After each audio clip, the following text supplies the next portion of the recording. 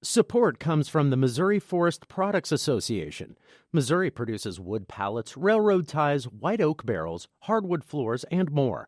Details on the variety of products made in the state are at choosewood.com. Welcome to St. Louis on the Air. I'm Don Marsh. We start today with the weather. What does all this rain mean? There's some good and bad in it.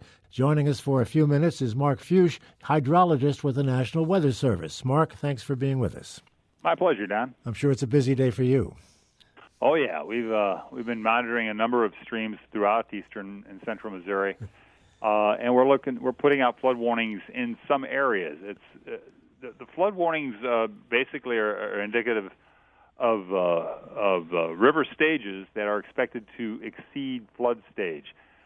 That's usually the point at which human impact begins. So. Usually we're talking about minor flood impacts at those levels. At worst, maybe some gravel roads or driveways or whatnot getting wet, or maybe some parks, places like that starting to flood. But typically it's not the significant kind of flooding that we worry about. Certainly nothing to compare with last spring when we had the historic flooding along the Merrimack and other places last late April and early May. How much rain have we actually had? I know we got a lot overnight. Now, Don, when you say we, you're talking about, I guess, the greater St. Louis area? Yeah. It looks like it varies from about around an inch. I had just over an inch in Cottleville early this morning, and it ranges upward to around an inch and a half or so, maybe a little heavier than that as you go over toward Belleville. They had over 2 inches at the airport there, and comparable amounts to the east and north of that. We're looking for more, though, during the course of the day and tonight, aren't we? Yes, we are. Yeah. The heaviest rain appears to be poised to be mostly to the south of I-44. Areas north of that won't be getting quite as much as we were thinking, and so some of the flood forecasts that we had out earlier have been lowered basically north of the Missouri River and across parts of central Missouri. But from the Merrimack River and points south, we are still looking at some of the same similar forecasts that we had out yesterday. So we do have flood warnings in effect in some of those areas.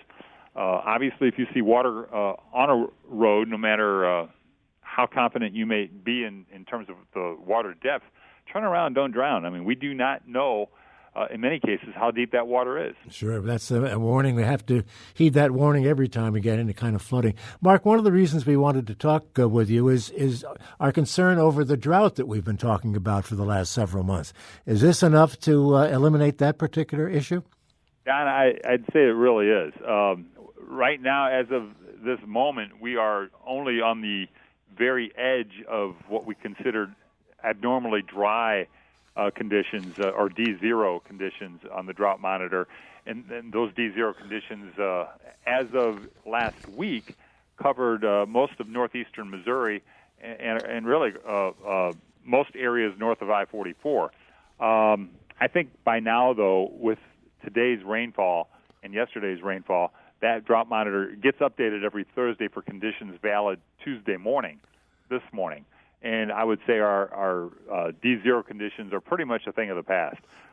There may be some lingering abnormal dryness and maybe some moderate drought up into north-central Missouri, maybe up around the Kirksville area in points west. But that's really about the remainder of it. Most of it is going by the wayside as we get back to a more normal soil regime around here. Well, all in all, good news for the farmers then. Absolutely. I think the soil should be in really good shape for planting if we don't get a lot more significant rainfall.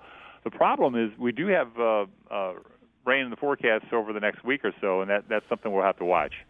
Well, then there's a concern about too much water. Exactly. I don't think drought's going to be an issue anymore, but as long as we don't exceed what we typically get this time of year, we should be okay.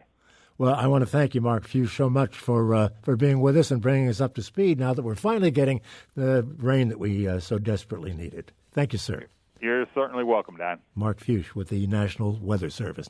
St. Louis Public Radio's The Gateway gives you the day's news first thing every weekday morning. From the ever-evolving relationship between St. Louis City and County to developments in the Missouri and Illinois state capitals and reports from our correspondents in Rolla and the Metro East. We put it all in a roughly 10-minute package with clarity and context. Download The Gateway wherever you get podcasts.